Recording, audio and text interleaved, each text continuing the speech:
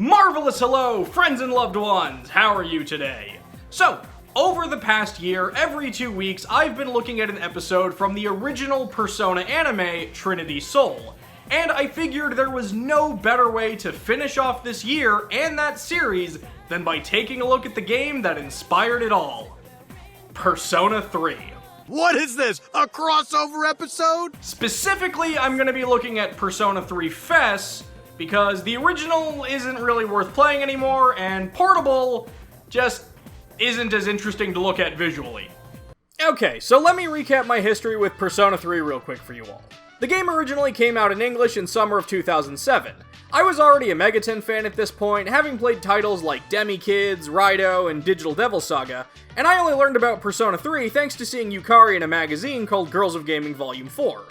Despite not even realizing that Persona 3 was a Megaten title until after I'd started playing it, cause yeah, I guess I missed the giant Shin Megami Tensei plastered above the logo, I quickly fell in love with the game, and since it came out right after I graduated from high school, it put me in a pretty good place emotionally speaking.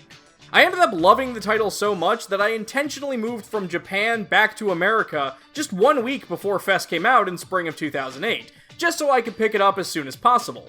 And in 2009, I did a fully fledged webcomic called Persona 3 for the Win, that detailed nearly every single event the game had to offer. Needless to say, I liked Persona 3, and still consider it to be one of my favorite video games of all time. I honestly never thought I'd do a video on this game, since I felt like my webcomic covered my comedic thoughts on the title nicely. But that was over 10 years ago, and I feel I can cover things a bit differently in this format, so yeah, here we go. I'm also gonna try to avoid major spoilers, at the very least keeping some big things a secret, but consider this your warning if you haven't played the game for yourself yet. In Persona 3, you control a blue-haired anime boy protagonist, which is a huge breath of fresh air in the JRPG genre, and you can name him whatever you want. Some people like to use his manga name, Minato Arisato, some people might just want to call him Big Dick McHuge, but for the sake of this video, I'll be using his official name, Makoto Yuki, and I'll try to be careful not to mix him up with any of the other Makotos that have ever touched the Persona series. The groundwork of this game is that every night at midnight, the whole world goes into a spooky green glowy world covered in blood called the Dark Hour. Normal people are turned into coffins during this hour and are completely unaware of its existence. People who don't transform are said to have the potential, which means they may or may not awaken to a persona, which is a physical representation of your inner self capable of doing really cool stuff, like magic. Unfortunately, the Dark Hour is filled with these monsters called shadows that attack anyone not inside a coffin, and if this happens to a normal person who somehow gets out of their coffin, they become what's known as the Lost, which are basically mindless people who just drift through life and don't do anything. You know, like Twitter.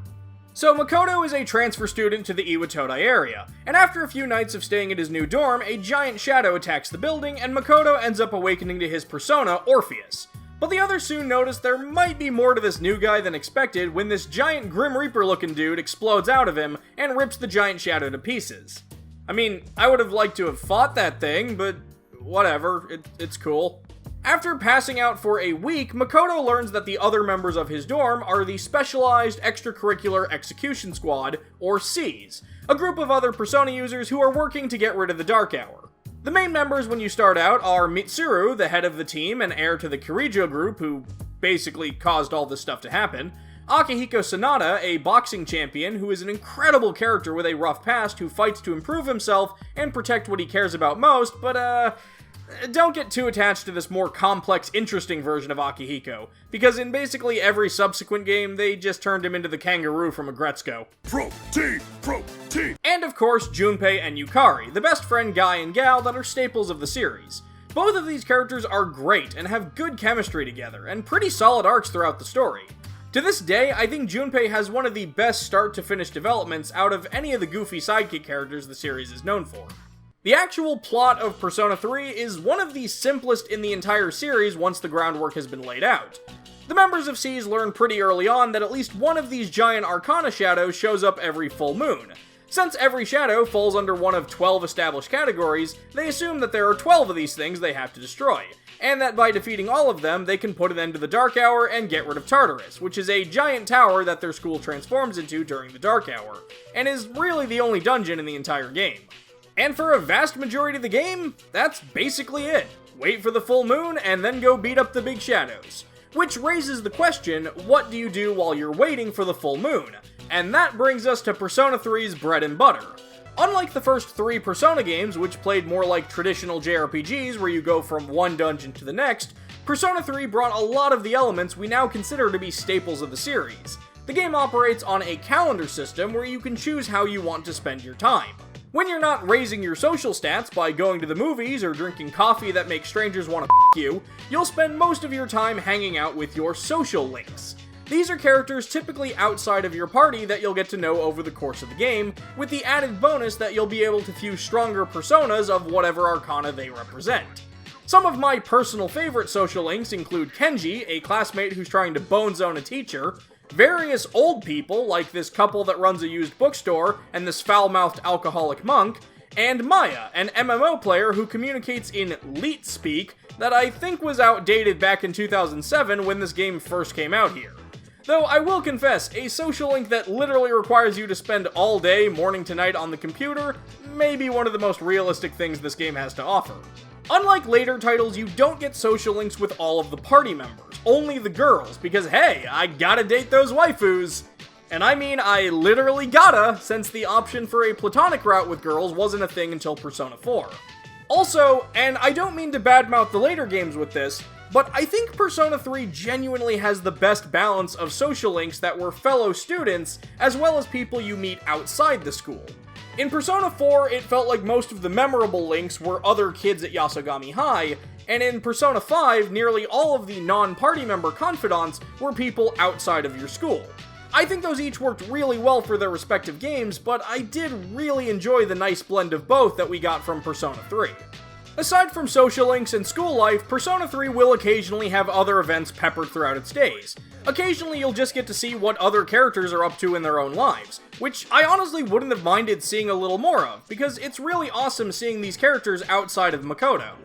One thing that Persona 3 does that I like a bit more than the other titles is that very few of the events in this game just feel like fluff.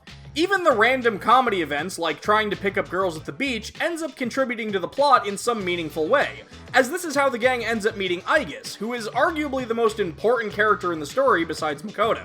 Most of Persona 3 scenes that exist solely for comedy either don't require you to spend any time, like the dates with Elizabeth or creepily viewing the dorm security tapes, or are just completely optional, like taking your friends out to various summer film festivals. I know some people genuinely enjoy the characterization in later games events like Persona 4's camping trip, but I'm glad Persona 3 kept these types of scenes to a minimum.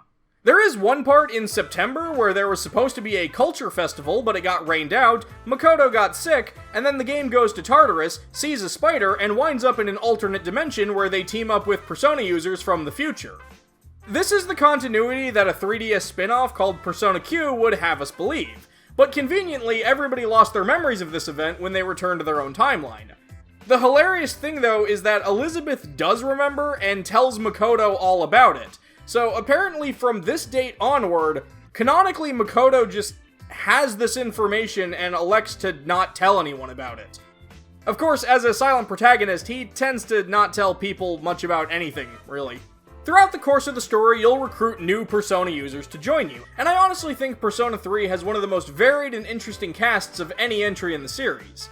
While most of the games just have other Japanese teenagers, occasionally mixing it up with a white guy in a bear suit, Persona 3 has a robot girl, there's a little kid, and Koromaru, the bestest, fluffiest doggo in the whole wide world! One of my personal favorite characters is Shinjiro, a former member of SEES who left the group after he was involved in an accident. But he gets called back pretty late into the game, so you don't get as much time with him as some of the other folks. On the surface, he's just another take on the tough guy with a bit of a softer side trope, but I still really liked him. One thing I want to mention though, and your mileage may vary on whether this is a good thing or a bad thing, the members of SEES rarely feel like actual friends for most of the game. They all live in the same dorm and have the same end goal, but many of them seem to have no interest in hanging out with each other, and in some cases even show signs of outright hostility towards one another.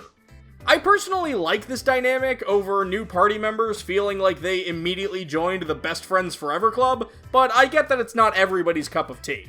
Most of the social links and stuff all happen during the day, and at night you'll be able to go to Tartarus and fight shadows. Like I mentioned earlier, this enormous tower is basically the only dungeon in the entire game. The floors are randomized, but are generally pretty small, so it's easy to find the stairs to the next floor. Sometimes really, really easy to find the stairs to the next floor. On set floors of the tower, you'll fight mini-boss shadows, and these floors act as markers so you don't have to constantly climb all the way up from the bottom. Tartarus is pretty simplistic as far as dungeons go, but honestly, I think it works really well for this type of game, and the story does limit how high into the tower you can actually climb at any given time. The combat of Persona 3 is interesting because you only have direct control of Makoto himself, with other characters being controlled by AI. You can control how this AI works by using different tactics, like having characters focus on supportive skills, or focus on knocking as many enemies as possible to the ground, allowing you to unleash a powerful all-out attack. Some people really hated this system, and while I am happy later games gave us direct control of the party, I think the AI works fine for this game, as it's built around that idea. There's a running joke that Mitsuru will waste her turns using a skill called Marine Karine to try and charm enemies, but I used her in my party hoping to capitalize on that joke, and honestly, she never used it in my playthrough. Not once. So, I don't know what to say. The personas themselves are pretty great looking for the most part, with only a couple that I think are not that good. Persona 3 is also the only entry in the series where the characters awaken to their ultimate personas at specific points in the story, rather than them being unlocked through a side quest. I actually liked this quite a lot, and it made everyone's arc feel more organic throughout the course of the game. Even the ultimate personas are pretty memorable, with Trismegistus actually being my favorite persona in the entire franchise. One thing Persona 3 did with its characters that I absolutely love is while Makoto represents the full arcana at number 0, the remaining 12 Persona users in this game each represent the same 12 arcana that categorize all of Persona 3's shadows. It's a small touch that doesn't specifically have any major significance in the story itself, but one that I really appreciated. Speaking of the arcana, how about we talk about those 12 giant shadows that are one of the main focal points of the game? Design-wise, these things are awesome. They really do feel like grotesque monsters that work in the symbolism of their respective arcana, and some of their fights are pretty memorable, like the Fortune Arcana utilizing a roulette wheel that can turn the tide of battle. Unfortunately, that's all I can really say about them. They don't really do anything for the most part. Most of them are literally just standing around waiting for you to come kill them. A few have you go through some very simplistic mini dungeons, but that's about it. There's one that spread its power throughout a webbing of underground cable wires, leaving the group wondering how they could possibly fight something like that, only to find that its main body is just standing in the middle of a nightclub where it can be easily destroyed. The absolute best one, I think, is the Lovers, who hides itself behind an actual puzzle you have to solve, and even tries to manipulate your characters into a situation that befits its role as the Lovers Arcana. I really wish more of them had been like this, because while they do look cool and were a nice idea, they really don't leave the biggest impression story-wise. The other antagonistic force you'll meet in this game is called Strega, a group of Persona users who love being able to wander around in the dark hour, so they aren't too happy when they learn about Cease trying to destroy all of that. There's Takaya, the leader, Jin, his right-hand man and tech genius, and Chidori, the artsy gothic Lolita. They definitely have more personality than the Arcana Shadows, but not by a whole lot. Except for Chidori, who does get a pretty solid arc, they really only show up a handful of times throughout the entire game, and directly interact with the party even less. Now, they do have a few powerful moments, but I'd have liked if the game presented them as more of an overarching threat, or gave the implication that their strength is growing alongside ours. They're introduced as these assassins who kill people during the dark hour by taking requests on a website. By the way, no story ever comes from that website. But maybe it'd have been better if the game did more to establish their role, like maybe they're the ones letting people out of their coffins to turn them into the Lost, or maybe have them actually appear in Tartarus every now and then as boss fights. There is sort of a moment near the end of the game that implies they are doing more string pulling behind the scenes, but it comes too little too late. I absolutely love the idea of a group of antagonistic Persona users trying to stand in your way, but they do a pretty bad job of actually standing in your way. So, Persona 3 doesn't necessarily have the best or most memorable villains, but it does do a really good job of making, how can I put this, the world itself feel like the villain. The Dark Hour almost has a Silent Hill-esque vibe, where that's where most of the sense of antagonism comes from, rather than specific characters or monsters. It definitely works, and it's easy to become invested in the characters' goals. I think the story and dialogue make this one of the best entries in the series because of it. Despite knowing very little about how this whole thing actually works, it's really easy to latch onto the idea of Dark Hour bad. So, after the group defeats the 12th Shadow, they have an all-you-can-eat sushi party and celebrate, and everything is fine, right? Well, this is a JRPG, so no, not right. I won't go into the details or specifics, but you can probably make an educated guess for yourself as to what happens. Destroying the 12 Shadows didn't just destroy them, it allowed them to return to one singular being, and that being is a harbinger of a world-ending event called the Fall, wherein an ineffable being called Nyx will ascend to the Earth, turning everybody into a member of the Lost, essentially dooming the entire planet. They're quickly told that it's too late for them to actually prevent the Fall, and must come to grips with their own mortality. One of the biggest recurring themes of Persona 3 is the idea of death, and not in that edgy 12-year-old who just discovered Hot Topic kind of way. Nearly every major character in this game has to deal with death in some capacity, and the differing views on the subject are pretty interesting to see. Some use death as a motivator and their reason to keep fighting, whether that reason is to cause death or to prevent it. Others are understandably afraid of dying, while some are much more apathetic in regards to their mortality. A few even see it as some sort of a reward. The way each character incorporates the idea of death into their story arc is one of the most memorable parts of this entire game for me. Even some of the smaller social link characters have their own arcs around the concept. Death is without a doubt one of the biggest parts of this entire game. Right down to that giant persona we saw during the Awakening, the Grim Reaper looking dude right here, that's Thanatos, literally the Greek personification of death itself. Speaking of the characters, if you're able to complete every single social link in a single playthrough, and I recommend using a guide if you want to do that because, trust me, it's way harder than in the later games, you'll be given a special item that will allow you to fuse Orpheus Telos. He's like regular Orpheus, but a lot stronger. And red. At the very end of the game, after crawling up the 264 floors of Tartarus, the gang makes it to the top, and you have to fight the Nyx Avatar. Basically that being I mentioned earlier that will be the one to summon Nyx to Earth. And this boss fight is... I have very mixed feelings about it. It looks cool and the music is fantastic, but this thing has, no joke, 14 forms that all look identical. It can be a pretty long and arduous fight, especially when its final form, when it's almost dead, winds up charming one of your characters, and then this happens. Don't mess with me. Ah, screw it. Let's do this the easy way.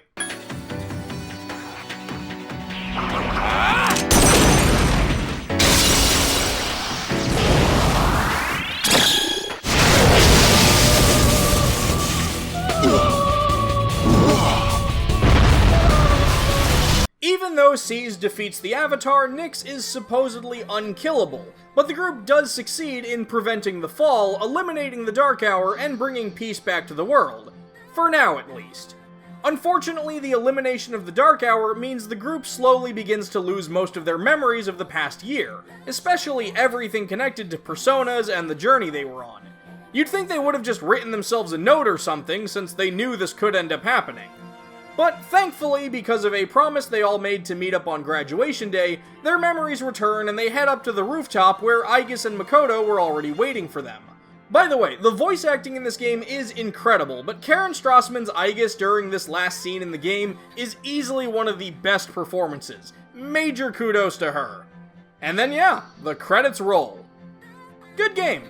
Persona 3 is my favorite entry in the series. I love the world, the story, the characters, the music, and while there is some stuff in the plot I think they could have done more with, and a couple of things that may be a bit difficult to go back to after playing the newer entries, it's still really easy to return to this game. I'm sure some of it is just nostalgia, but I really think they had something special with Persona 3. And it's easy to see why so many things this game introduced stuck around in later games, and transformed Persona into the massive series it is today. Look, just go play Persona 3 if you haven't. I tried not to spoil too much of it for the sake of this video, because even though the game is over 10 years old, I think people should be able to still enjoy the story for what it has to offer. Oh, and I think it's important to mention that after beating the main story, known in FES as The Journey, you can also play a lengthy epilogue story starring Aegis called The Answer, which opens up with Who Cares? Let's Dance! Shake it, bake it, booty, quake it, roll it around.